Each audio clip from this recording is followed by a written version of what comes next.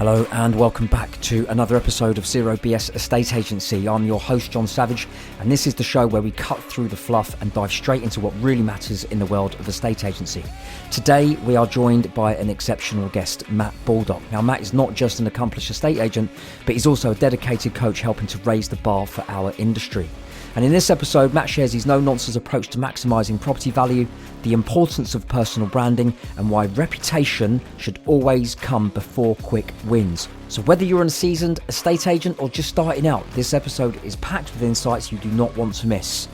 Let's get to it.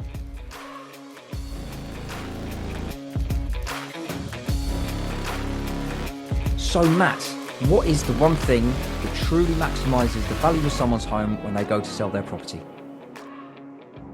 So I think the zero bullshit answer is there isn't one thing. I think it's kind of there's layers of lots of things, but they are put together by the agent. So if we have to boil it down to one thing, it is choosing the right agent to sell the property. Yeah, and that is a great point because there is so much below the surface Yeah. that meets the eye. But how does a seller though distinguish then? Because you look great, probably got a nice car. You're obviously running a very, very, very good looking business on the surface. But how does a seller then distinguishes somebody like you that is actually having an impact in this industry, is making change? How do they distinguish between you doing that and someone who's a charlatan that says things that sound nice?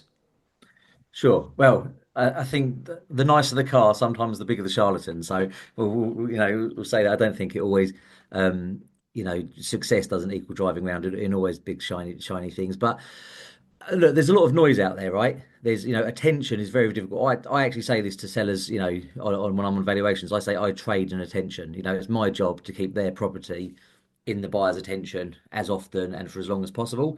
And as the agent, if you're looking for the sellers, it's your job to keep your agency in the seller's attention sphere. We're in marketing nowadays, and 23 years ago, I used to put a photograph in a local paper. It came out once a week on a Thursday, and that was it. And now we have to learn a lot of stuff. So I think the way sellers will find you, it's not really for the seller to know the difference. It's for you to show your difference. And that's the way you communicate your message. So I think you have to have a very clear message of who you are, who you're about. You're not going to be for everybody. There's this thing that I call it lazy training in a estate agency. It's if you didn't get the instruction and you didn't get your fee, then you didn't show your value, and that's the way the corporate, it's your fault you didn't show your value. And that is certainly true. Don't get me wrong, we all have off days, and when you're in the living room, you have to demonstrate your value. But we also have to acknowledge there's clients that aren't ever going to see your value. And the way you really need to try and run your business is to find your perfect client. You can't be all things to all people.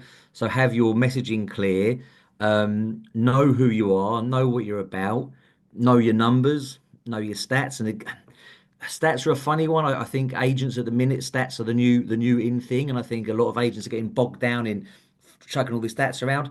I think the main stats a house seller wants to know is, are you going to sell my property and how much are you going to get for it? So I would encourage any agent to know what their listing to sale ratio is and also their average asking price achieved. I think they're the two key stats. And if you kind of put that out there and put that out there, then the sellers will hopefully find you. So do you think that's the difference then?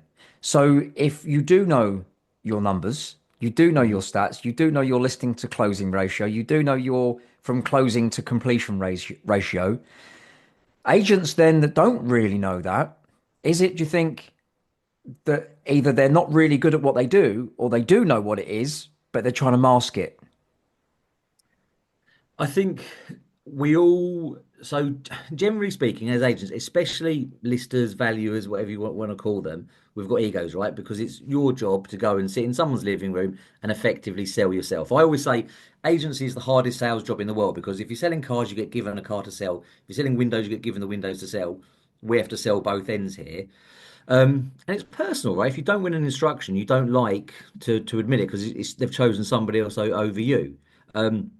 What I find, so aside from the agency, we also have a coaching company. We work with a lot of agents. And the number I find no agent really knows is actually their valuation to listing conversion rate because they only count the ones that came to market. So every agent will tell you they've got 70, 80% conversion rate, but in reality, they'll have 30, 40, 50%. And they go, well, that one doesn't count because it didn't come to market. Well, no, it does still count because actually, if you're doing 10 valuations a month and only listing two, but you're saying, only three out of them come to market, so you're saying, well, I've only lost one. Well, no, actually, every month you're valuing seven houses that aren't coming to the market at all. So why are you out there? So again, your messaging, is it too much of the free, no obligation valuation and you're targeting the wrong people? So yeah, I think there's some agents that probably they skew their figures because again, being stereotypical, when you're brought up in the corporate world as I was, as many good independent agents were, it's all about figures and numbers and hitting those numbers. So you do learn to play the numbers a bit because that's how you survive. Mm. Yeah. And when did you start your career? Where or when, sorry. When? When? Yeah, about 22, 23 years ago. Yes, straight out of university. All right. So right, you went to Nottingham University, straight Yeah. into a estate agency, and you just mentioned you're working for corporate. Yeah, so the very, very short story is I walked out of my last exam. I was at law school and I walked out of my last exam to go to a barbecue. So I didn't get that. So I got a law degree, but not the one that I really wanted. Came home, didn't know what to do. Walked up and down. There's one street here in Chelmsford called Duke Street with it did have all the agents back then. And agents were sitting in the front, of the shops in nice suits, reading copies of The Sun. And I thought, well, that looks easy. Printed off some CVs, handed them out. Office junior, 8 grand a year, applicant box, make five viewings. No idea what viewing is. And so yeah, so I went through the corporate world for about 10 years and then, my own company for about 13. Yeah, I love that, mate. And one thing that really strikes me, and it's a question I do need to ask you. You're doing the coaching for other agents, Hmm. and you're obviously going above and beyond for your clients. Hmm. But why coach other agents? So very simply, I like it. I can't explain why, but I love estate agency. It's strange. If somebody insults me, I don't really mind. If they insult estate agency, I get really annoyed. So my biggest arguments on LinkedIn are with people insulting estate agency. Not me. It's odd, but I used to be, that naive kind of age saying I'm going to change the public's perception one transaction at a time, one seller at a time, which is great. And there's a lot of really good agents out there doing it. But then I thought, well, look, let's just using the number 10, if I can help 10 sellers a month, great.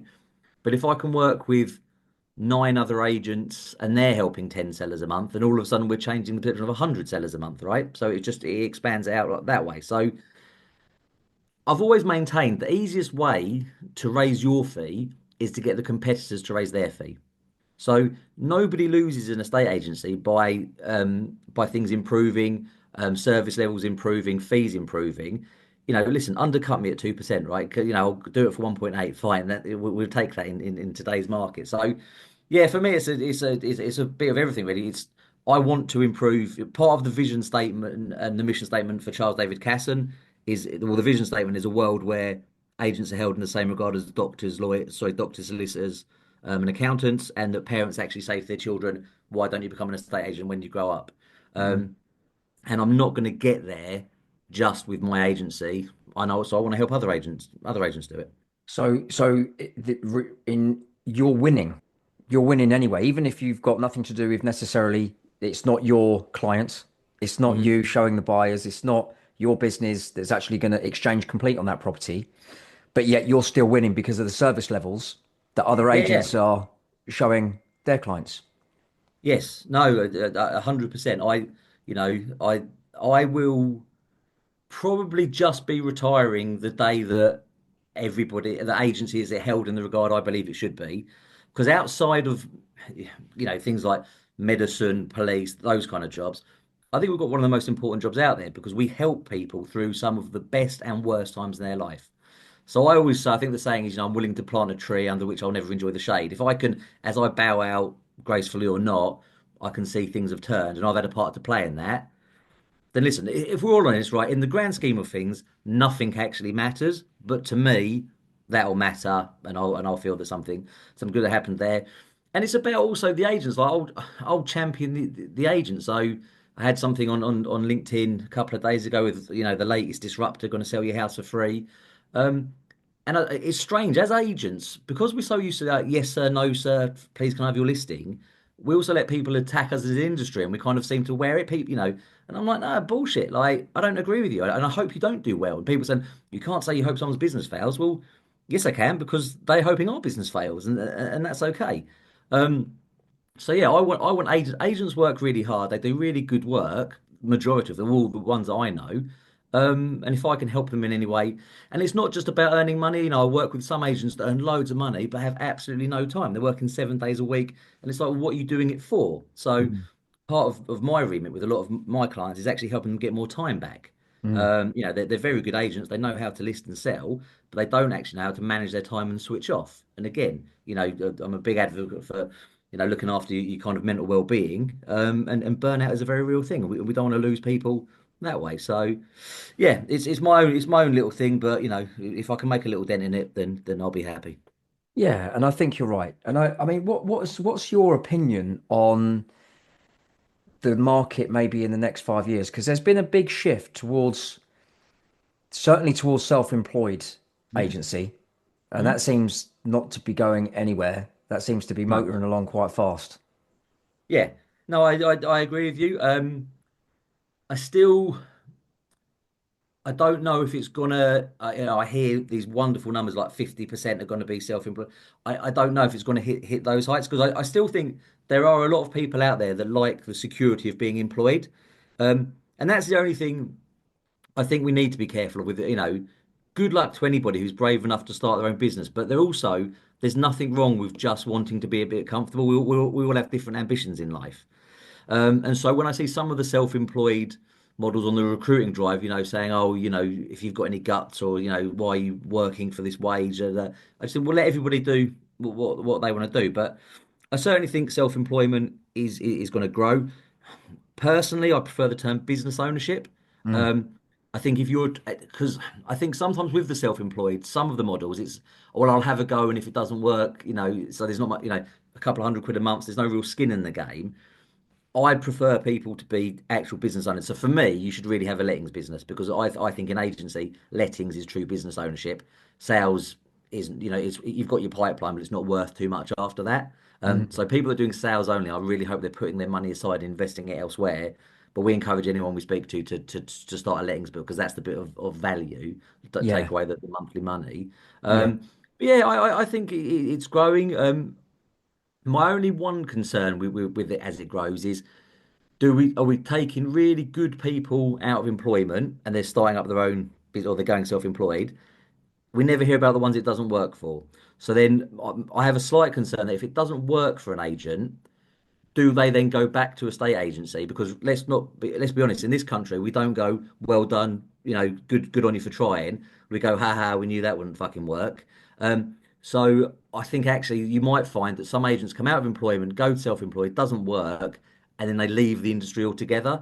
And so actually that's the only bit I have a slight concern about is, are we going to lose good people because they're not properly looked after in self-employed? Because and I think a lot of them underestimate how much time it will take before you start banking money. Mm. We live in a bit of a world where people think we can do a couple of Instagram posts and I'm gonna I'm gonna list a lot, and it just doesn't work like that. No, absolutely. And but I mean, how in your opinion then does someone succeed if they're I don't know, they want to create maybe a shop on the high street, or they want to be that business ownership under the self-employed model? How what attributes, what energy, what drive do they have to have in your opinion? You've you've got to realise that you're in for probably a year or 2 years worth of pain. And it's a very long game, and then it's going to be all right. So, you have to be comfortable not to bank any money for 6 to 8 months, probably. If you just got, especially if you're just going to do sales, um, you have to be willing to put yourself out there. So the personal brand is obviously a big thing, but I don't think it has to be personal or not. So for instance, we have a brand, Charles David Casson, but then on Facebook, a lot of people just recommend Matt Baldock or Neil Baldock, or even Mm. someone that works for us. So I don't think it has to be personal or a company brand. I think it can be and. But you have to be comfortable getting in front of a camera. You have to be comfortable promoting yourself. But you have to be. I mean, when I first had Charles David Casson, I worked 13 days straight, so I would only have every other Sunday off. And that's the bit people don't see, and they don't kind of get. I am lucky enough to be invited to a lot of events. So I have some people who say, God, you ever in the office? And I'm like, well, no, not now, because I've built something and I have a team. But yeah, I used to be there 13 days straight, only having I know I had a 2-year-old at the time, so I've missed out on loads of stuff. And that's another thing I'm trying with when I'm helping other agencies to learn from my mistakes, because the amount of school plays I've missed out on, the amount of bedtimes, that kind of stuff. But yeah, no, I think at the very start, there's under no illusions. Agencies, it's a long game, so you have to be prepared. You're not going to bank any money. Your other half is going to say to you, "Oh God, you're working long hours. Is it worth it?" So I think you need to make sure your family unit is secure and 100% behind you when you're going into it. You have to understand you're going to have your doubters. Um, and the biggest thing, especially if you're coming out of employment, is you have to be realistic and say you might have been a good lister, but really were you just good at converting leads that were given to you? Because I was, I used to win all the awards and everything like that. But it's not until you have your own business, you realize how many leads were past you, and you've got to go out there and find your own. So yeah, you just got not to be afraid to make a dick of yourself, I suppose. You've just got to get yourself out there and realize that you're the only one that's going to pay you. But so anybody who think is laughing at you, they're not going to pay your mortgage. So you just not Mm. got to worry about them. Yeah, no, I love that, mate. And there's so many different nuggets in there, completely. And I suppose it sort of goes back to the original question, which is, what is that one thing? And yeah, you're right. There's loads and loads and loads of different things. But I reckon, I don't know, how did you feel when it come to you're in with a shout of winning an instruction? You've just started your business with your brother, for example, and yet you're thinking, oh Christ, what do I do? Do I actually just stick with the actual what I know the real money is, Mm. and maybe what realistic is, or do I just go, okay, fine, just accept it? Because I imagine that's very hard to do that. Listen, I'm not going to say I woke up and I was the best agent, best business owner in day one. We've all done. I was lucky enough to be asked to do a little presentation to some agents a while ago, and it started out from 0.5% to 1.4. We've had that advert in the newspaper saying 0.5% fee, and it did fuck all. Apart from I got one person who was already going to instruct me saying, "Oh yeah, I'll have that 0.5% fee." So it actually cost me Oh, money, right? So that's why I say about people, learning from my mistakes. We've been there and we've done it. Um, you've got to understand the only thing that's going to give you longevity in business is your reputation. If you chase the pound notes and the quick pound, you'll mm-hmm. lose reputation. If you chase your reputation, the money always follows.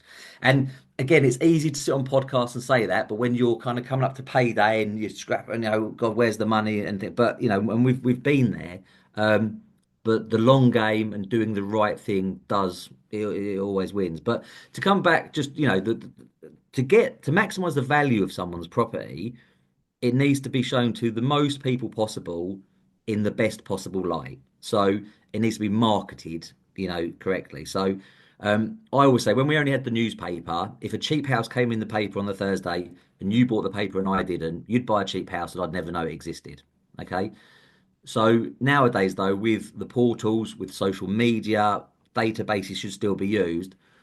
If you can, because you're never going to know if you've got the best money for a house, because ultimately, how do we ever know? But if you can say to somebody, your house has been seen by 10, 15,000 people, on all these different things, you've had this amount of viewings, you've had this amount of offers, that's what the market's got for you, then that's it. And an agent's job is to get the best offer from the buyer in the best position, because again, it's not always about pound notes, it's about positioning and ability to move. And then it's down to the seller. And I say the only guarantee I never guarantee I'll sell a house. I guarantee I'll get the best price the market's got at that time. And then it's for the seller to say, yes, we can move with that, or no, we can't. Obviously, you have to have an expectation chat at the start, and and I mean, the simple way to explain it to a lot of people is if you can sell one house at 1.5% or two houses at 0.75%, you're earning the same money, but you're doing twice the work if you do it cheaper. Um, And that's the key. And we all know the story as well. The customers that want the cheap fees are usually the most hard. So usually end up doing twice the amount of work for less money. Um, we put commitment. We're probably the only agent in Chelmsford in the mid market that charges a commitment fee up front to put your house on the market. Because again, we're going to spend thousands of pounds on it in marketing and in time and wages.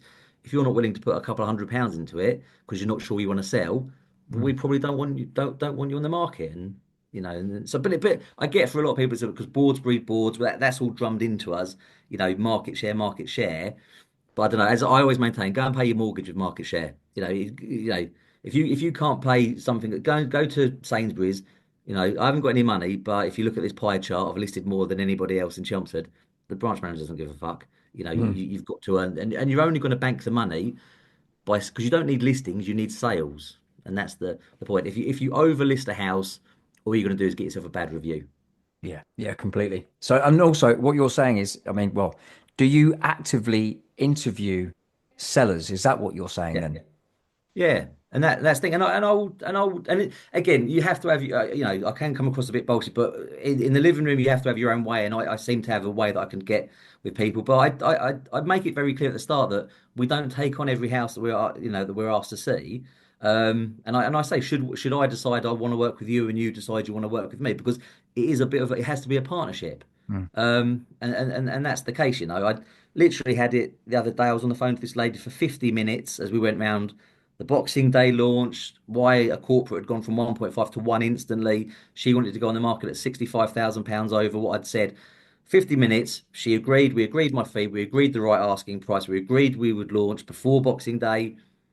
And then 2 days later, she said, "Oh, actually, I've been thinking I still want to try more." And I said, "Listen, I'm obviously not for you now." She was, "I don't know what to do about the price." And I said, "Well, I'll make the decision really easy for you. I'm not going to work at that money, so you don't have to worry about it because I don't want you stressing. I don't want people stressing. So rather than you getting your knickers in a twist, I'll just take myself out of the equation. Wish you all the best. And listen, do I get things wrong? So, will a house list over what I think and it will sell? Of course it does every now and again. But on the whole, we're here. I always say to my team, aim for the review. If you're not going to sell a house, you want the person to at least go, "You've tried everything. You gave me the best advice. Here's a review." So I think if you go for the review, the money follows. If you go for the money, so I say sometimes you just teeing yourself up for a bad review. Yeah, we had a saying, and lucky for me, when I first started, when I was the sales manager, when I started valuing, the two franchise owners of that business said to me, they said, "John, always go for the second sale." Okay. And that then meant I was then able to do what you do, which is then interview the sellers because to work out whether we're actually right for each other. Because as you said, it's a relationship, it's a shared risk. Hmm. And is it going to be right for both parties? Because ultimately, it's not just a transaction, is it? We actually No. have to have an element of rapport and liking each other as well, and have maybe things in common outside of the actual transaction too. And by going for the second sale, that allowed me to be ultra honest, but backed it up with evidence. And also knowing to within an inch of its life consumer psychology. So knowing why people are doing stuff before they even do it actually Yeah. really helped me win instructions. But also winning instructions at the right level. But equally at the same time, and I love what you've just said, which is being brave enough to bow out if you know it's not right. But Yeah. i.e., but would you leave the door open in that instance, Matt?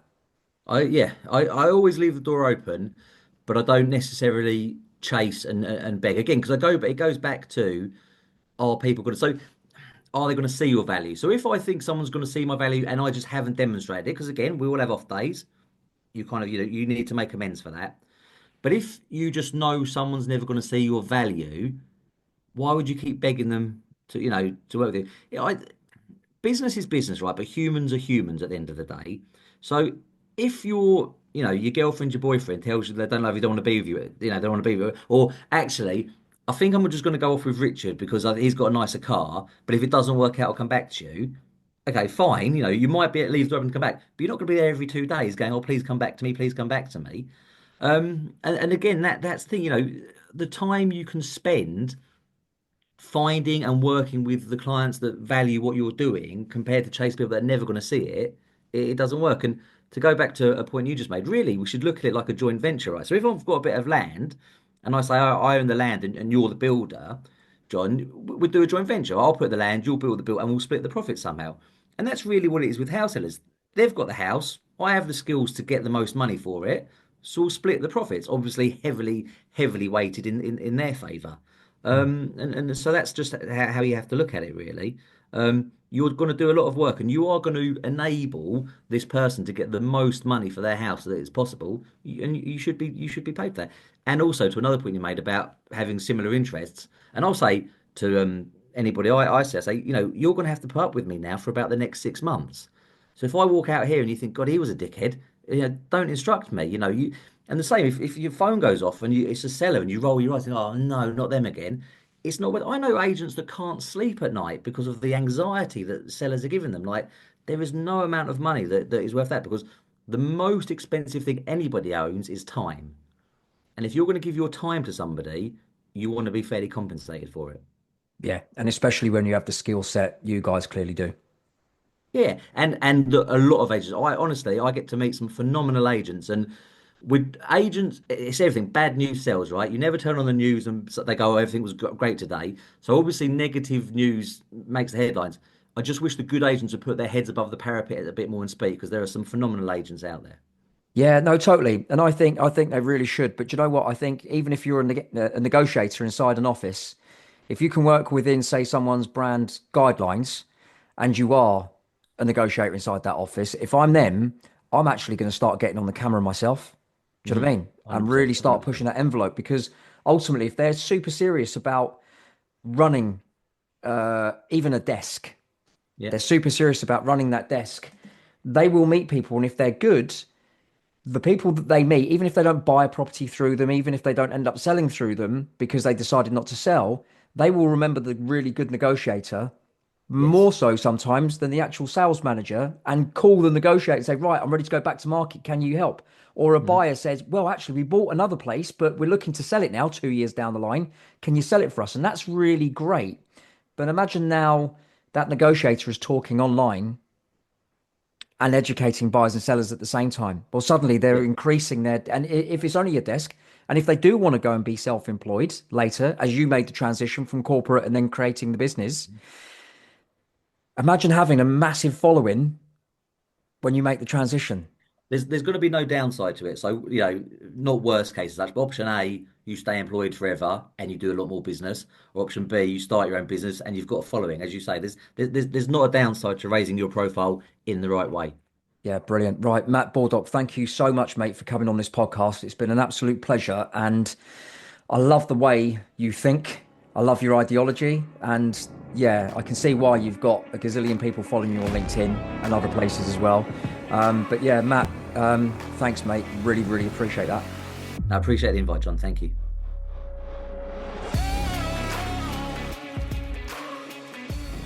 And that wraps up today's episode of Zero BS Estate Agency.